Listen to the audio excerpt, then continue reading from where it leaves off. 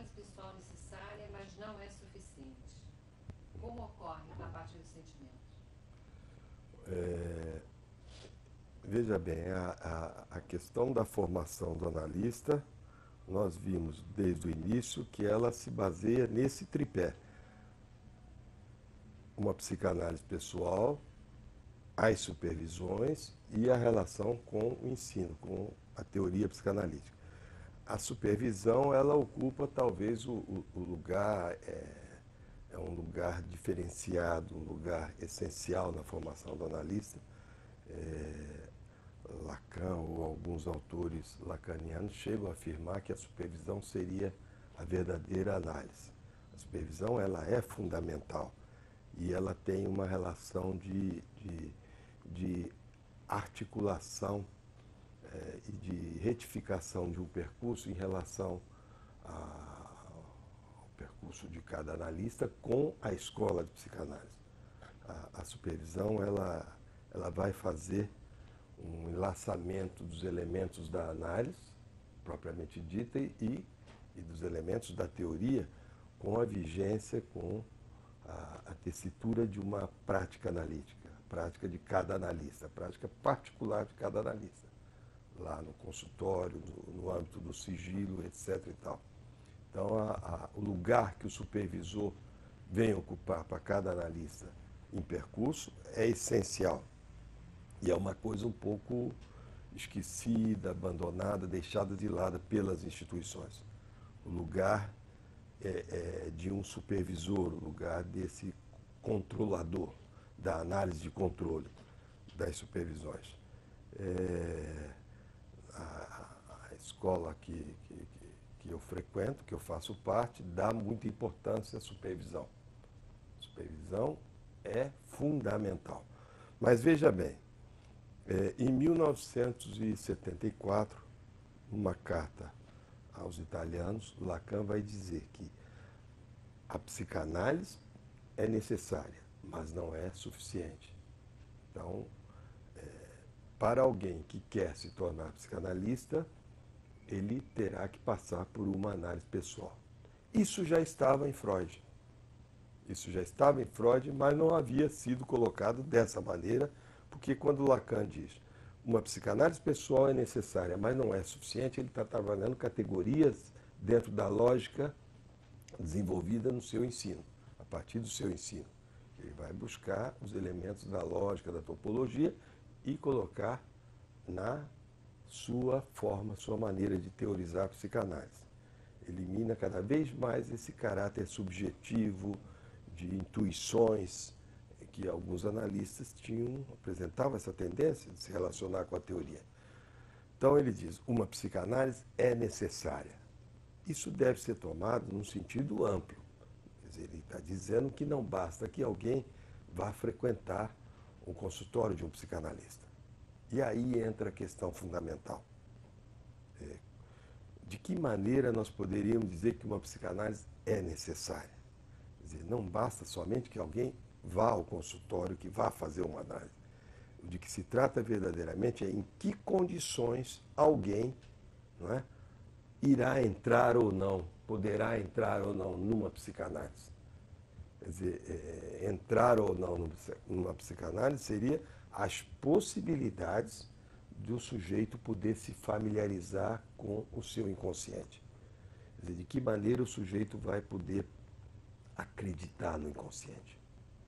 Acreditar. Porque uma coisa é o sujeito, não é? Alguém que queira trilhar esse caminho, vai se aproximar do conceito de inconsciente pelo viés de uma tomada de conhecimento.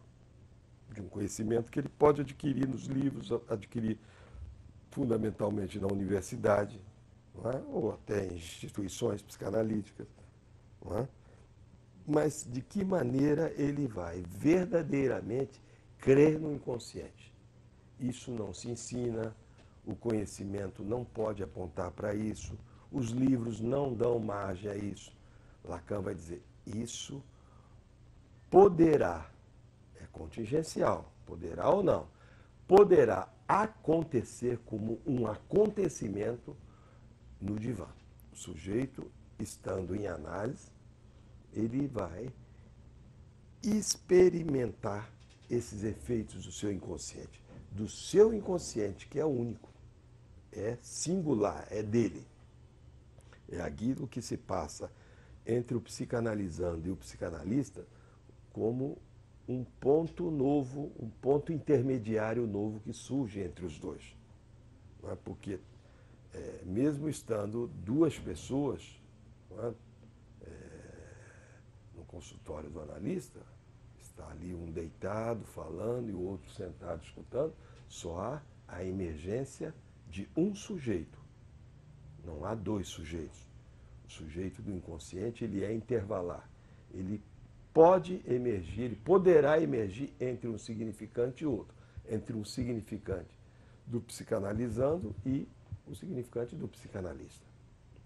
É intervalar. Então, esse inconsciente que brota, não é? E isso brota em todas as análises, o que vai depender é de que maneira esse sujeito de uma formação analítica, esse alguém que está pleiteando se tornar psicanalista, vai criar as condições para que ele caia para uma posição do sujeito da experiência analítica, o sujeito da experiência descoberta por Freud. É no sentido dele poder acreditar no inconsciente. E aí entra a questão mais complicada, mais complexa, que não basta um gesto ou um movimento intencional no plano consciente, no plano da vontade, das boas intenções. Não basta. Então, de que maneira? Quer dizer, de que maneira alguém vai poder se propor no nível de um sofrimento verdadeiro? Há um processo analítico, né? Terá que apresentar um sofrimento verdadeiro e mais, ele terá que criar as condições para que o analista verdadeiramente acredite naquilo que está sendo proposto. Porque o analista, de saída, ele não existe. Né? Existe uma pessoa que vai fazer, às vezes, dessa função analítica. Mas de que maneira? Isso que vai brotar de uma fala, de uma queixa, de uma proposição inconsciente, vai fazer nascer do outro lado, a partir de um movimento, não é? Que brota de uma transferência, é espontânea, a transferência é espontânea, faz nascer o analista. Porque o analista é um lugar, é uma função que é dado transferencialmente pelo psicanalizando. O analista não existe a priori como uma identidade, como uma personalidade, como alguém que se propõe a esse lugar. Por isso que quando Lacan diz o psicanalista só se autoriza por si mesmo, ele está dizendo que há alguém que passou por esse processo e que pelo fato de ter passado por esse processo, ele se autoriza a ocupar esse lugar. Mas não é um lugar exterior ao inconsciente do paciente. O analista faz parte das formações psíquicas, das formações inconscientes do analisando. Não há esse conceito de exterioridade. A situação analítica não tem dentro nem fora. Não é? Quer dizer, o analista está ali, não é? Quer dizer, recebendo essas proposições pelo viés da transferência, que são deslocadas para a pessoa dele, mas que nada tem a ver com as questões pessoais dele. Ele, ao mesmo tempo que esse movimento se dirige ao analista tomado no lugar de ideal de eu, o analista, por ter passado por esse lugar, por essa formação, por esse trabalho de inconsciente, ele se desloca, ele tomba desse lugar de ideal de eu. Ele tomba desse lugar e as palavras do paciente, a transferência, todos esses enunciados, essas enunciações que brotam como algo novo, se dirige ao lugar analítico do inconsciente, ao lugar que